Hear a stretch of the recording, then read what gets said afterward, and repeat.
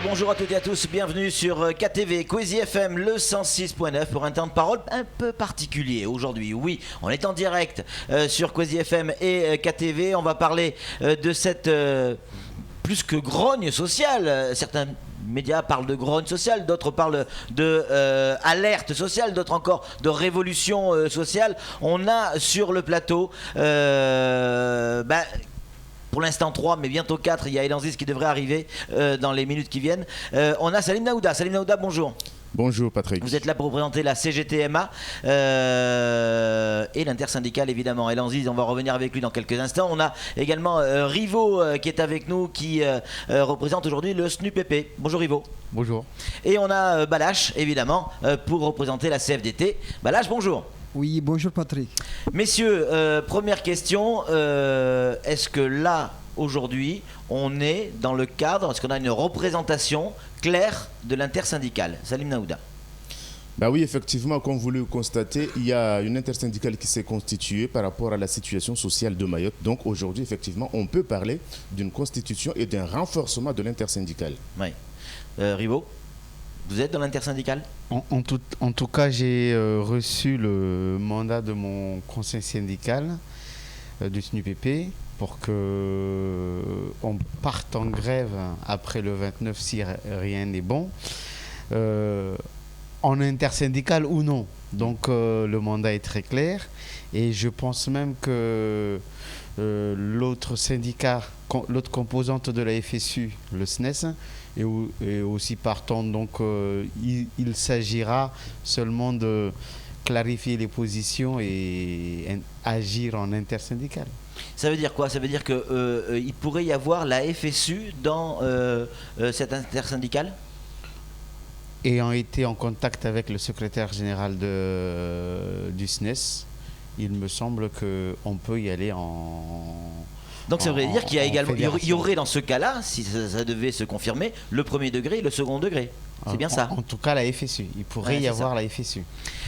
CFDT, Balach, forcément dans l'intersyndicale? Oui, tout à fait Patrick.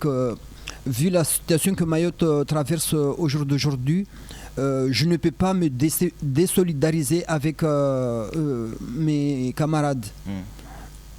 Nous pouvons avoir une divergence, quelle que soit la façon dont nous pensons, une personne peut penser, mais nous ne pouvons pas nous désolidariser par rapport à l'ensemble du groupe. Alors on va revenir dans le détail, mais j'aimerais que Salim Naouda, vous puissiez nous expliquer aujourd'hui clairement, en une phrase, si c'est possible, parce que c'est compliqué dans la tête des gens. Aujourd'hui, cette intersyndicale qui est réunie, la principale revendication, c'est quoi? Clairement. Vous savez, c'est uniquement l'égalité de traitement par rapport à l'ensemble des Français égalité de traitement, ça c'est le mot commun à toutes vos revendications. Je crois que c'est le mot principal, c'est l'égalité. L'égalité, tout le monde est d'accord là-dessus? Rivo? De toute façon, quand on regarde nos revendications, l'égalité, c'est par rapport au taux d'indexation vis-à-vis de nos homologues réunionnais, mais aussi une question de justice pour les anciens fonctionnaires de la CDM qui, semble-t-il, qui ont été intégrés, mais sans prise en compte de leur ancienneté générale de service. Et les réunions qui sont calées par-ci par-là, des retours que nous avons reçus, apparemment le gouvernement ne semble pas s'orienter vers ni l'égalité en ce qui concerne le taux d'indexation des salaires, ni la justice en ce qui concerne la reprise en compte de l'ancienneté générale de service des anciens agents de la CDM. Balach, l'inégalité publique et privée, les deux? Oui, tout à fait. Nous concernant éventuellement, je pense que même Salim également le dira comme ça, du fait que nous sommes des confédérations départementales, alors nous devons coiffer l'ensemble de tous les problèmes auxquels Mayotte est en train de traverser. Alors que ça soit pour un professionnel, salarié, privé, public, mais également pour les Mahorais en général, nous devons défendre tous les problèmes auxquels cette île est confrontée. Une question, allez, on va rentrer dans le vif du sujet. Lundi, il y a une réunion proposée par le MEDEF. Vous aviez demandé une CCT. On vous propose une table ronde qui ressemble, qui en a la couleur, l'odeur de la CCT. Est-ce que l'intersyndicale va être présente à cette réunion? Salim Naouda. Je crois qu'on n'est plus au moment où il faut continuer à se mentir. Nous avons demandé une CCT avec la présence d'un représentant de l'État pour discuter et arrêter des décisions. Aujourd'hui, comme par hasard, il y a le préfet qui nous envoie un courrier décrivant la situation et nous demandant à se réunir sous l'égide de la CCI. Et puis après, par la suite, il prendra les rendus. Et puis de l'autre côté, il y a le MEDEF qui propose une table ronde chez lui. Au MEDEF, au siège du MEDEF. Au MEDEF. Donc déjà pour le MEDEF, c'est écarté. Parce qu'on ne peut pas, dans un premier temps, voir les situations que les salariés vivent dans les entreprises et les syndicats, comment ils sont malmenés dans les entreprises, d'où dans ces entreprises, ce sont des adhérents du MEDEF. Et puis après, c'est le MEDEF qui veut nous réunir pour discuter. Discuter de quoi? Du code du travail qu'ils ont refusé tout ce temps-là.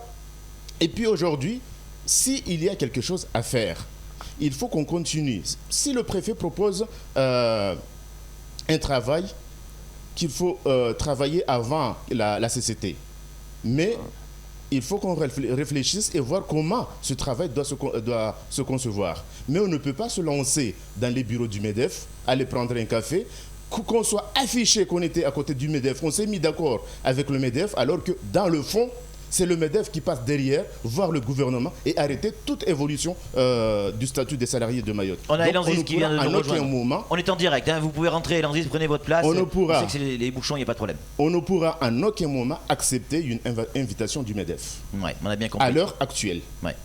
Balache, la CFDT, a priori, vous avez un sentiment, un avis un peu différent. Entrez, Patrick, sur ce point, je pense que nous avons une petite divergence par rapport aux principes que nous devons adopter pour pouvoir aborder les débats afin que nous puissions nous sortir dans cette situation de crise.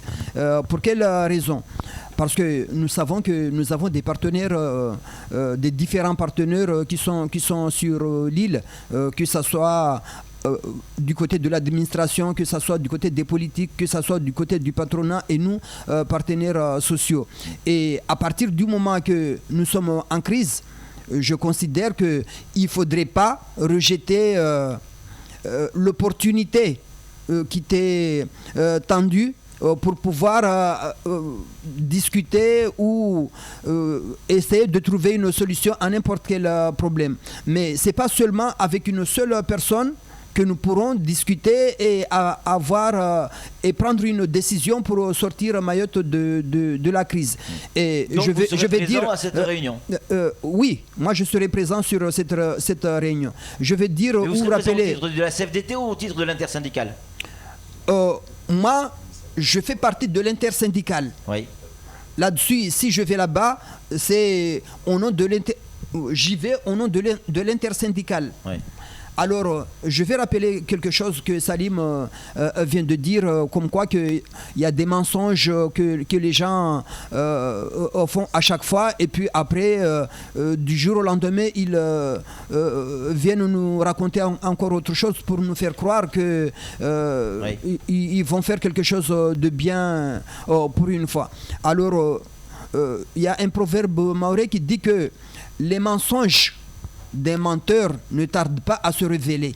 Alors aujourd'hui, c'est pour cette raison que moi, je veux participer à tous les dialogues que nous pourrons avoir à Mayotte pour que je puisse indexer les menteurs qui seront là-dedans pour leur dire d'arrêter, mais Mayotte n'a plus besoin de... d'avoir des menteurs tels que nous avons eu l'habitude de les avoir à chaque fois. La situation, on l'a bien compris, elle est claire. Elanzis qui nous a rejoint, on va le saluer. Bonjour Elanzis. Bonjour Patrick. Pour FO, donc vous n'avez pas raté grand-chose. L'intersyndicale, vous confirmez, vous êtes dedans clairement. La question à laquelle on essaie de répondre là à l'instant, est-ce que FO, comme la CFDT, vous allez participer à cette réunion lundi proposée par le MEDEF? Mais j'aurais voulu, Patrick, que tu poses la question au MEDEF et au préfet. Est-ce qu'ils ont bien compris la demande de Force ouvrière? Ce que nous, on a demandé, une commission consultative de travail extraordinaire. Donc, c'est plutôt à eux qu'il faut poser la question, est-ce qu'ils répondront favorablement à la demande de Force ouvrière? Bon, là, oui lundi, c'est pas une CCT, c'est une table ronde pour préparer quelque chose qui pourrait ressembler à une CCT. Enfin, si j'ai tout bien compris, arrêtez-moi si je me trompe. Mais écoutez, Patrick, Donc, ma question est claire, vous y allez ou niveau pas national, est-ce que la conférence sociale a produit quelque chose les années passées? Et qui a quitté la table des négociations au niveau de la conférence sociale, hein? Et qui a dénoncé que la conférence sociale ne servait à rien du tout? Donc aujourd'hui, nous, à Force ouvrière, on n'est pas dans un marché de dupes, hein. Donc on a fait une demande, on a été les premiers à demander, hein, la commission consultative de travail. Donc aujourd'hui, je ne vois pas la difficulté si on a une réelle volonté de dialoguer, hein, je ne vois pas pourquoi on ne répond pas favorablement à cette demande-là. Et pourquoi le MEDEF ne demande pas aussi la tenue de cette réunion pour renforcer un peu cette demande-là, pour qu'on puisse trouver un terrain d'entente, parce que c'est là le point de convergence, hein. Donc aujourd'hui, je veux bien comprendre qu'il y a une réelle volonté politique d'avancer, mais quand on me dit qu'il n'y aura qu'une table ronde et point à la ligne, ça permet déjà d'entamer des discussions, c'est de commencer à trouver des débuts de solutions. Les discussions, Patrick, ça fait déjà une vingtaine d'années qu'on discute et qu'on sait que Mayotte doit décoller économiquement parlant et socialement parlant. Et aujourd'hui, moi, je m'aperçois qu'il n'y a pas de réelle volonté politique, ni de l'État, ni du grand patronat. Donc aujourd'hui, la question, elle est à mettre sur la table autour d'une commission consultative de travail et avoir des réelles décisions avec des engagements solides pour qu'on puisse avoir l'intime conviction et la confiance nécessaire de croire que ces gens-là, ils vont tenir leurs promesses. C'est ça. On va en reparler. Rivo, la même question. Est-ce que la FSU ou le SNUPP, en tout cas ceux que vous allez représenter, vont participer à cette table ronde lundi? Oui, non. Lundi, nous ne sommes pas invités quelque part. Par contre, avis personnel, si c'est une CCT qu'on demande, ça doit être une CCT. Mais plutôt dans la partie fonction publique, où effectivement il y a eu une réunion au ministère et il y en aura d'autres. Nous allons y aller, parce que c'est une réunion qui a été programmée depuis un certain temps et nous y allons avec un pressenti très négatif. On entend dire que les points sur lesquels on avait insisté risquent de ne pas aboutir. Des syndicats d'ailleurs ont conseillé à ce qu'une mobilisation se fasse avant le 29, mais effectivement techniquement c'est pas possible. Donc pour nous aussi il va falloir réagir très rapidement dès le mois d'octobre. Samuel Baucher, le rédacteur en chef de France Mayotte Matin, une question à vous poser, messieurs. Je suis un peu perdu, j'ai besoin que vous puissiez m'éclairer. C'est surtout la présence de Rivo qui me trouble un petit peu. On était parti sur des revendications claires, 4 au total. Droit du travail, de droit commun, lever des procédures. Là, aujourd'hui, il y a égalité de traitement. Alors, Rivo parlait tout à l'heure de retraite, d'indexation. Qui dit indexation dit vie chère. En fait, on est parti sur un conflit qui est totalement sociétal, un petit peu comme en 2011, mais on ne parle plus que du droit du travail. C'est vraiment la société que vous voulez changer. C'est vrai qu'on est un peu paumé. Pour moi, c'est la société mahoraise qui souffre en général. Alors, si nous avons quelque chose à faire, c'est de faire en sorte pour que ces difficultés qui sont posées dans cette île puissent se lever. Et à partir de ce moment, je pense que si on veut parler de l'économie, si on veut parler de la société en général, tous ces gens qui vivent dans cette île pourront à peu près s'épanouir comme tout un chacun peut se trouver sur un territoire X là où il vit au quotidien. Salim Lamouda ou Rivo, allez-y. Je dis tout simplement parce qu'il ne faut pas qu'on perde de vue que le courrier que nous avons envoyé avec les 4 revendications couvrait uniquement le secteur privé. C'était dans un sens pour la tenue de la commission consultative du travail extraordinaire, parce que la commission a uniquement pouvoir sur le secteur privé. Et là, il n'était pas exclu, parce que toutes les discussions que nous avons eues ces derniers temps et les communications, on a toujours dit qu'il y a malaise aussi dans la fonction publique et dans la société en général. Donc, dans la fonction publique, Rivo vient de le dire, la situation des agents qui ont exercé pendant un certain nombre d'années et que ces anciennités n'ont pas été reconnues. Il y a la question de la retraite. Vous avez eu, il n'y a pas longtemps, les retraités de Mayotte qui ont failli se lancer dans la rue par rapport à leur situation. Donc c'est une malaise totale. C'est le social en général à Mayotte qui ne va pas.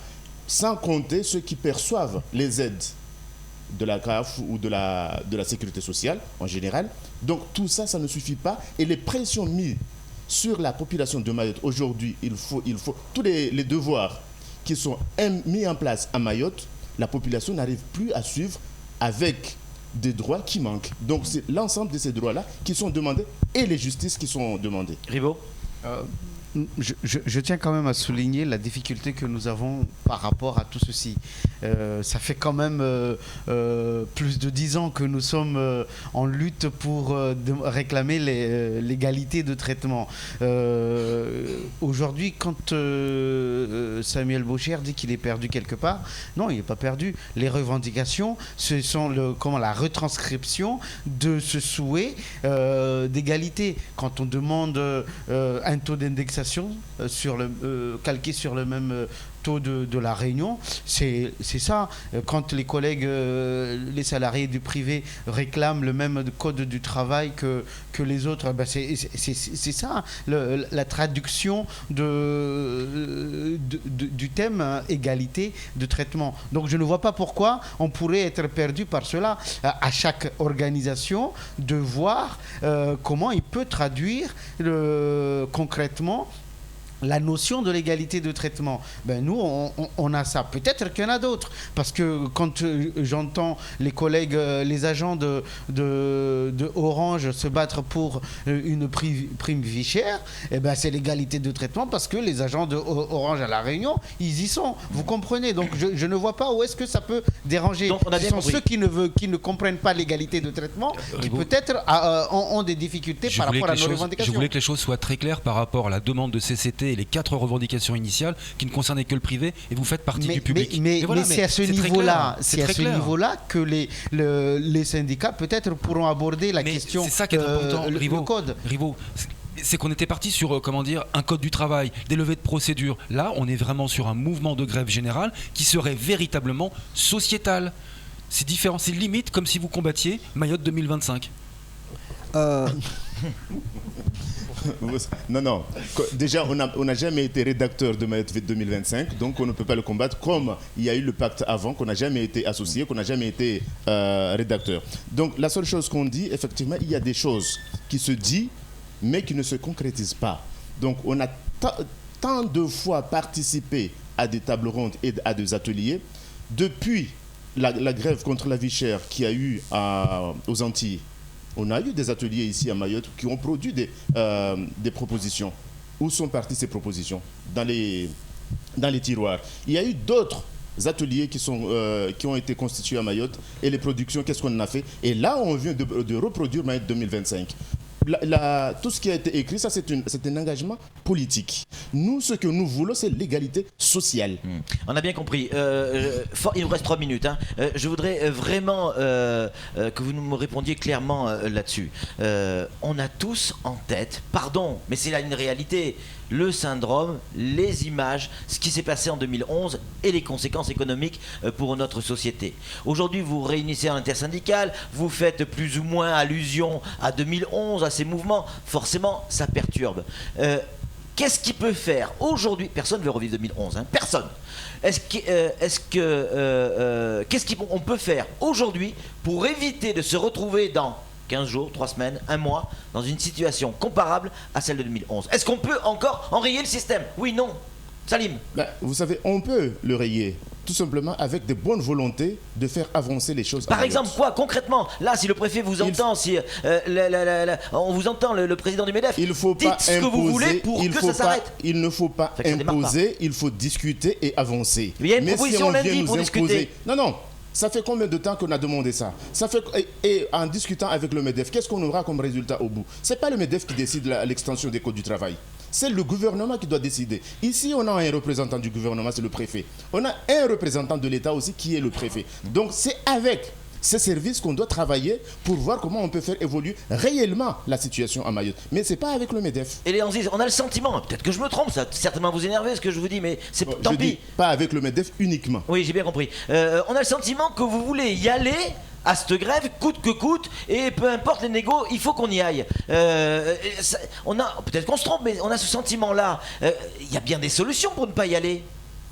Mais Patrick, il faut que tu arrêtes oh, mais c'est ça, de parler comme le MEDEF. J'ai l'impression d'avoir le MEDEF devant moi. Ouais. Donc c'est pas ça le fond du problème. C'est pas ça le fond du essaie d'expliquer une bonne fois pour toutes. Mais le fond du problème, c'est qu'on veut que l'État tienne ses engagements dans le département de Mayotte. Avant, on nous disait qu'on était collectivité, statut spécial et tout ça. Aujourd'hui, Mayotte n'est pas statut spécial. On est un département d'outre-mer régi par l'article 73. Donc, on exige à ce que l'État tienne ses engagements à Mayotte en matière économique et sociale. Donc aujourd'hui, tout va mal parce que quoi? On a l'impression qu'on nous charge de tout ce qui est mauvais et tout ce qui est bon, c'est pas bon pour les Mahorais. Non, nous disons non, il y en a assez. C'est pourquoi aujourd'hui, on tend la main à l'État et au grand patronat parce que c'est eux qui décident pour nous. Donc on leur tend la main en leur disant c'est ensemble qu'il faut réformer les choses. Et là, les réformes, c'est pas demain, c'est pas 2025, c'est aujourd'hui qu'il faut réformer. C'est en 2015 qu'il faut réformer. Donc nous sommes contre toutes les tentatives de retarder le développement de Mayotte. Le développement, c'est aujourd'hui que ça doit se faire. France Mayotte a titré à la une il y a 2 jours en publiant la CCT, le document de la CCT, la Commission consultative du travail datant de 2010, extraordinaire, où en fait tous les points que vous abordez aujourd'hui quasiment sont évoqués et adoptés, acceptés. Pourquoi est-ce que vous ne demandez pas aujourd'hui l'application pure et simple de cette CCT? Et peut-être tu peux ajouter aussi, au cours de cette CCT, il y a 2 personnes autour de cette table qui étaient présentes dans Tout à fait, Ousseini Balahachi et vous-même. Et moi-même. En effet. Pourquoi ne pas demander, exiger l'application? Si on s'est donné la peine de publier justement ce relevé de conclusion ou de décision, c'était justement pour faire appel au pouvoir public, à la préfecture en l'occurrence, et à l'État, de respecter les engagements qu'ils ont pris à l'époque. Non, on ne comprend pas qu'on doit à chaque fois reprendre les mêmes discussions alors qu'il y a eu déjà des engagements qui ont été pris à l'époque.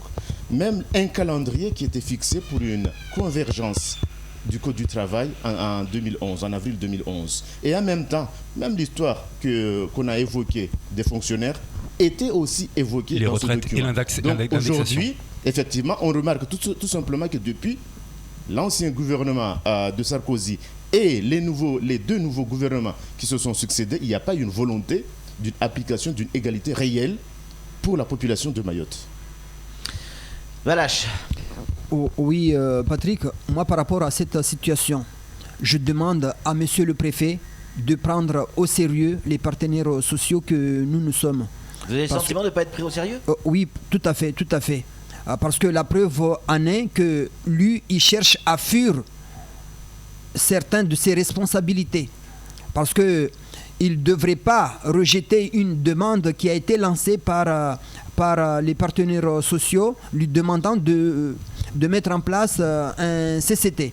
Moi, je suis partisan de dire que n'importe quelle discussion qui pourrait... Ça ne s'organise pas comme ça, un simple claquement de doigts. Je crois. Mais les CCT ont lieu à chaque fois à la DIECT. Et c'est sous la responsabilité d'un représentant du gouvernement, de l'administration, alors de l'État. Et à partir de là... si nous demandons ça, je ne vois pas c'est quoi ce qui est difficile qui pourrait empêcher la mise en place de ce CCT extraordinaire. Alors, c'est tout simplement une façon de fuir les responsabilités à un certain moment, de faire perdre du temps à certaines personnes pour ne pas qu'ils soient entendus ou ces gens refusent de s'asseoir et de discuter au sérieux, comme l'a dit Elanziz, concernant toutes les questions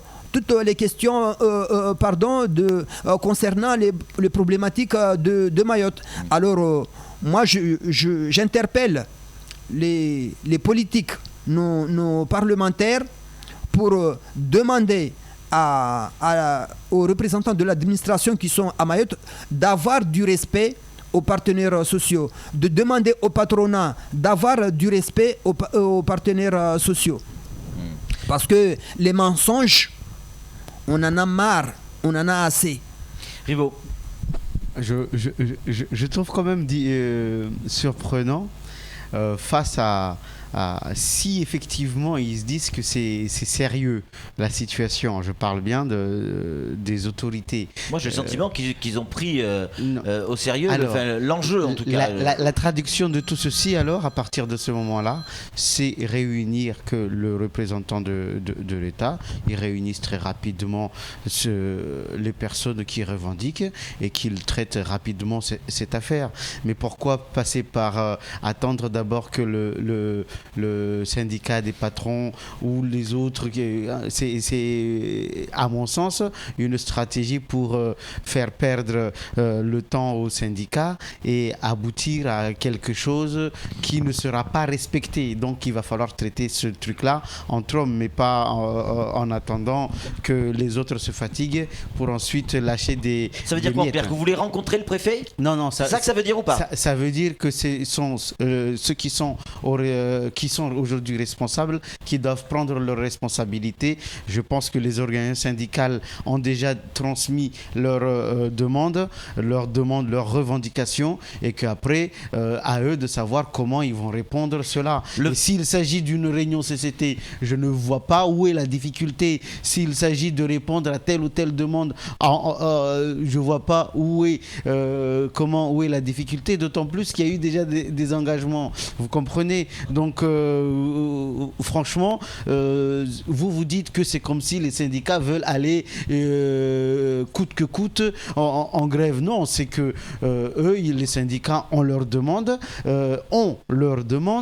et en face, ils doivent répondre. Ou s'ils ne répondent pas, ça sera à cause de qui s'il n'y a pas de réponse, s'il y a un mouvement de grève? Le 29 septembre, il y a cette fameuse clause de revoyure. Apparemment, ça travaille dur au niveau du ministère autour de cette clause de revoyure où on prend très au sérieux cette réunion. Pourquoi démarrer ce mouvement, en tout cas se réunir en intersyndical avant cette clause de revoyure, avant même d'avoir entendu... L'intersyndical est constitué depuis avant même qu'il nous ait fixé Mais vous voulez faire quoi, mettre date. un coup de pression sur la clause de revoyure? Il y a eu plusieurs réunions de préparation, mais à chaque fois, on a eu l'impression dans ces rencontres-là de répéter toujours les mêmes choses. Et par rapport à la réunion du 10, les retours que nous avons, c'est comme si au ministère de la fonction publique, ils découvraient les revendications, un autosatisfait de toutes les dispositifs qui existent, alors qu'ici il y a aussi des grognes. Donc les camarades qui sont là-bas, en tout cas ceux qui ont représenté la FSU,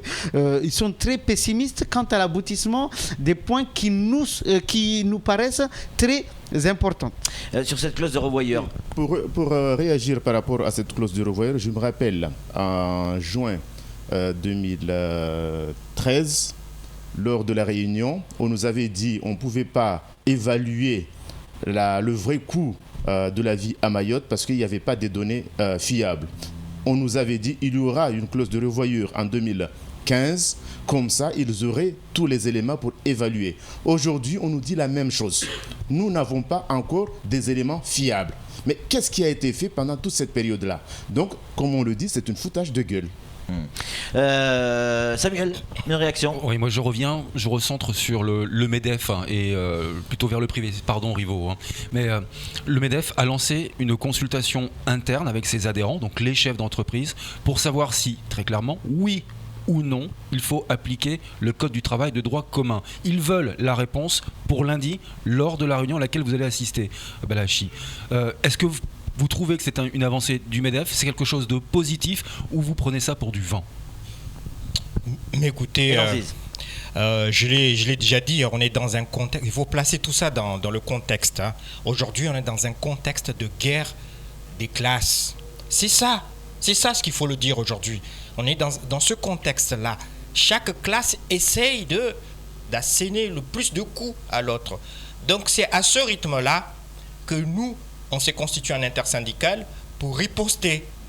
Parce qu'il faut dire que le grand patronat, hein, par la voix des membres du syndicat MEDEF, hein, ils ont méthodiquement, hein, systématiquement, hein, ils se sont donné un peu le mot, hein, qu'il faut licencier les délégués syndicaux qui se livreraient, qui auraient le culot, hein, d'engager des mouvements sociaux dans leur boîte. Il faut les licencier.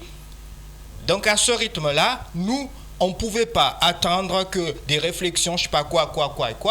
Hein? Donc nous, on réagit, on est là pour réagir, hein, de l'autre côté, parce que c'est la guerre des classes. Il faut que l'une des parties remporte cette guerre-là.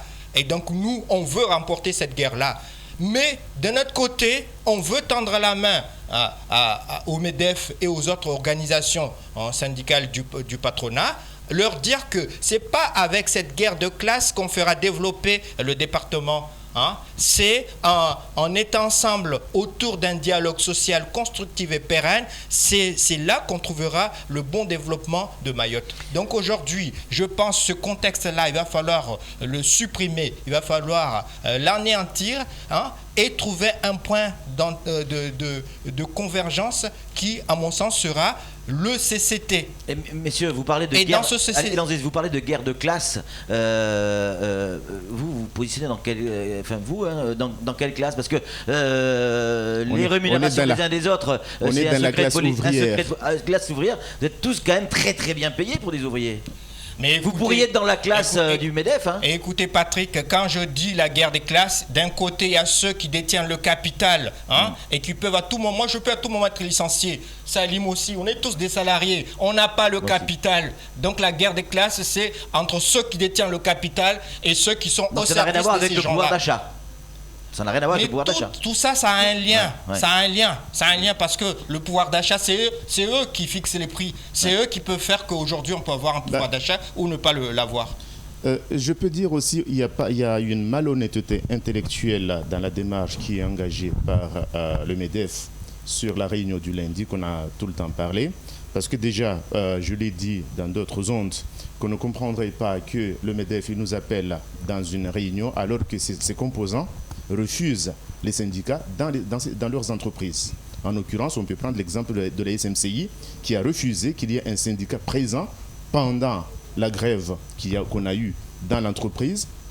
Et aujourd'hui, on a Cosmebel, on ne sait même pas dans quel syndicat il est affilié, mais il y a ce syndicat, cette entreprise qui refuse aussi la présence d'un syndicat dans l'entreprise. Ça, c'est un exemple. Et puis après, pour la table ronde organisée le lundi, il y a une malhonnêteté parce qu'à Mayotte, à ma connaissance, dans l'interprofessionnel, il n'y a que 4 organisations syndicales représentatives. CGT, EFO, CFDT et la CFE-CGC. Donc je vois mal qu'autour de cette table, on invite d'autres syndicats qui ne sont pas représentatifs, en l'occurrence l'UNSA qu'on ne connaît même pas. Qu'est-ce qu'il vient faire dans des négociations interprofessionnelles? Et en même temps, il y a aussi le Sud, un syndicat peut-être présent sur le territoire, mais en interprofessionnel, on n'est pas encore représentatif. Donc, qu'est-ce qu'il vient faire alors que nous avons demandé une commission consultative du travail, auquel cas, c'est les syndicats représentatifs du territoire qui seraient présents. Donc, là aussi, c'est une manipulation, une fois de plus. Messieurs, est-ce que vous avez le sentiment que dans cette bataille dans laquelle vous vous lancez aujourd'hui, est-ce que vous avez le sentiment que la population est derrière vous? On a des échos, nous, qui disent l'inverse. Est-ce vous, votre sentiment du terrain, est-ce que c'est les 3 mousquetaires qui en fait étaient 4 et que vous êtes tout seul ou il y a du monde derrière vous? Voilà, si vous voulez, allez-y. Patrick, moi je suis persuadé qu'à l'état actuel des choses, la moindre étincelle qui jaillira fera exploser la bombe. Je suis persuadé là-dessus. Alors, s'il y a une personne qui a une autre perception de la chose, autre analyse de la chose, alors il peut garder son point de vue pour lui, mais selon moi, je pense qu'il ne faudrait pas du tout jouer à ce jeu parce que c'est vraiment trop risqué. Nous avons tous en mémoire ce qui s'est passé en 2011. Moi, je ne voudrais pas revoir que cette situation se reproduise. Ouais, mais vous avez quand même la boîte d'allumettes dans la main, le grattoir dans une main, l'allumette dans l'autre, et la mèche au milieu. C'est vous qui avez la mèche. Oui, tout à fait. Effectivement, nous avons une mèche et une boîte d'allumettes entre les mains. Ouais. Et Il ne faut pas oublier que l'État a des démineurs. Rivaud, pour conclure, c'est fini après. Oui, je pense que de toute façon, quand on part avant de partir en grève, on n'est pas sûr de pouvoir mobiliser le maximum. Mais cela, un travail de terrain, un travail de djaoula, aujourd'hui s'impose pour que effectivement c'est-à-dire qu'on va avoir droit aux tournées dans les villages. Il ne suffira, je pense, pour le coup, pas de tournée. Il va falloir véritablement s'arrêter quelque part et discuter avec les gens. Allez, Samuel, pour conclure, c'est fini déjà. Vous êtes patient pour le moment. Vous attendez des réponses de l'État. Vous avez mis un ultimatum pour aujourd'hui, si je me souviens bien, pour la CCT. Vous ne l'avez pas. À quand les choses seront irréversibles? Vous avez déjà fixé une date pour un point de départ, le lancement de la grève générale? Celui qui veut répondre. Pour nous, au SNUPP, mais je pense à la fonction publique, le 29, c'est la date où on verra effectivement que c'est bon, c'est pas bon. Et pour le privé?